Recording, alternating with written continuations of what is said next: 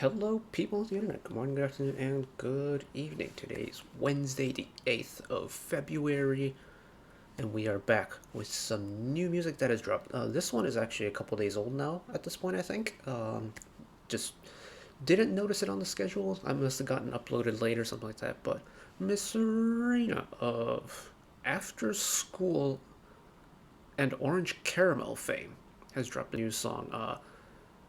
The title's in Hangul, but the translation of it, the way we were, seemed kind of caught my interest on the calendar, and of course, After School was like a staple in every K-pop household in the early to mid 2000s, and that was during a time where I didn't really follow the industry all that often, and didn't know that today Raina has a solo career going on. So it interested me, and I wanted to check it out. So transition, please. Intros pretty short, nothing too much in the way of explaining to do. Just gonna listen to some music and talk about it. So yeah, here we go. 3, 2, 1.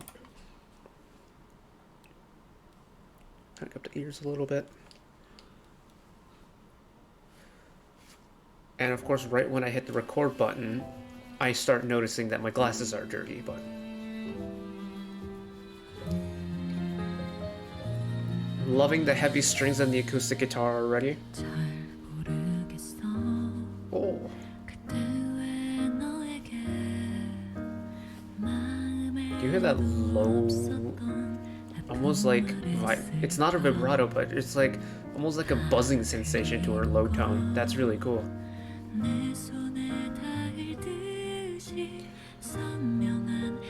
That's no cleaner. Oh.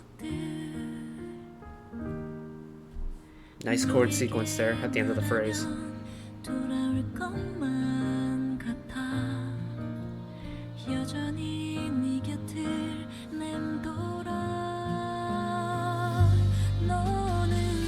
Oh, early transition. Ooh.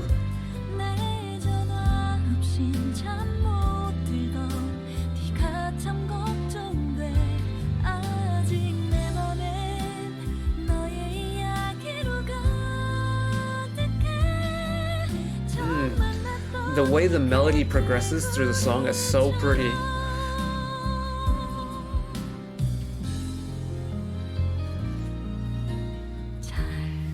Might just go without glasses for this. I genuinely cannot see out of these.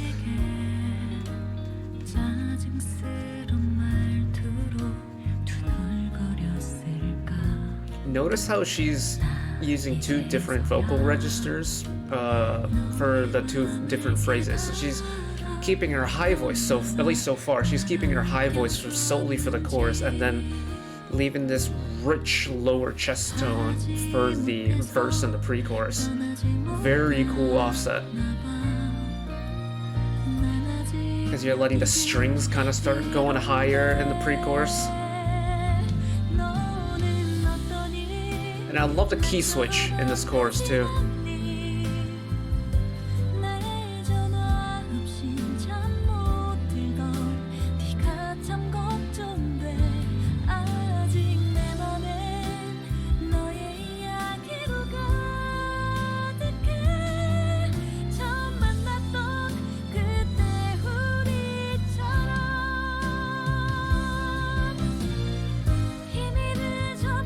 Oh, a little bit of syncopation there in the transition. The instrumentals are getting a little bit more aggressive.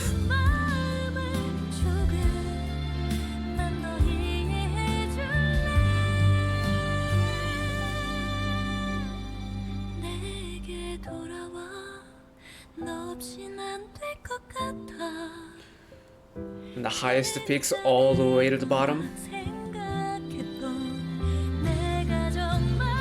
Build it back up.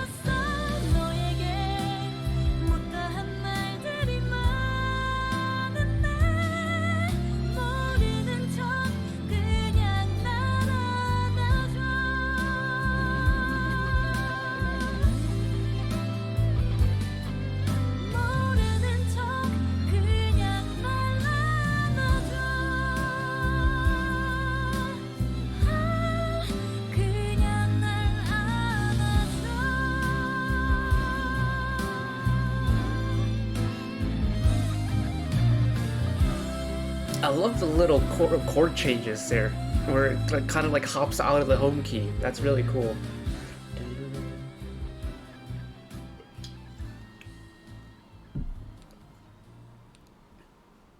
Oh, the instrumentals were getting exciting at the end there. We got a lot of. It's like I kind of wish that song didn't fade out and it kept going because the way that instrumental was building and changing into like a more like electric guitar oriented sound, I kind of wanted to see where that was going. But hey, I'm a sucker for a good ballad. That had everything I wanted from a good ballad. Of course, being a string player, like I played violin growing up, so my ear will immediately go to a violin whenever I hear it. And this one was just so pretty. It's actually not a very busy violin line, all things considered. Like, for an accompaniment for a ballad, this is absolutely perfect. It complements Raina's voice so well.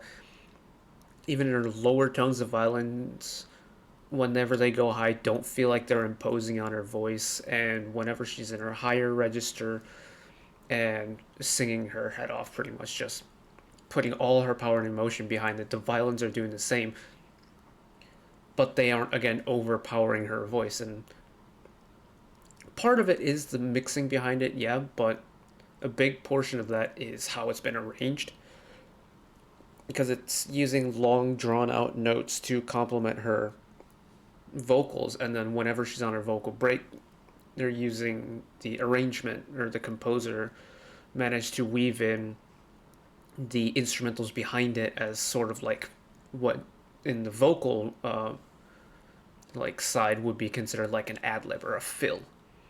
They use it with the string instruments, and towards the end you get more electric guitar, and then it's just really pretty stuff. Really pretty stuff. Not too much to talk about with this, mainly because it's a very simple ballad. It's nothing too complicated. It's an easy listen. You kind of just float along with it. Some very interesting moments in terms of chords and like chord structure and chord sequence throughout like the phrase within the song. And again, it's nothing too out of the ordinary where you're like, something's not right here. It fits fine and it flows just fine, and it's just a good ballad. That's it. There's nothing else really for it. A good ballad. That's the only explanation it needs. And I know some people aren't too hot about ballads. I think that's perfectly fine. It's individuality on music taste that keeps things interesting. I love a good ballad, or just a ballad in general. It doesn't even need to be like a spectacular, stupendous ballad. Just I'm going to fall in love with most ballads, regardless of what it is, and this is also the case. I love stuff like this. Call me like an emotional sod, but I am a sucker for soppy stuff like this. So good start to the day, even though it wasn't terribly like a bad day or anything. Just love a good ballad. So that's it for me today. Thank you all for watching. If you did enjoy and want to see more, channel icon is up there. You can find the back catalog stuff watched in the past. Drop a subscription if you want to keep up to date with whenever I upload new videos. And if you want to watch another video of mine right away, YouTube recommends you watch that video down there. And until next time, bye-bye.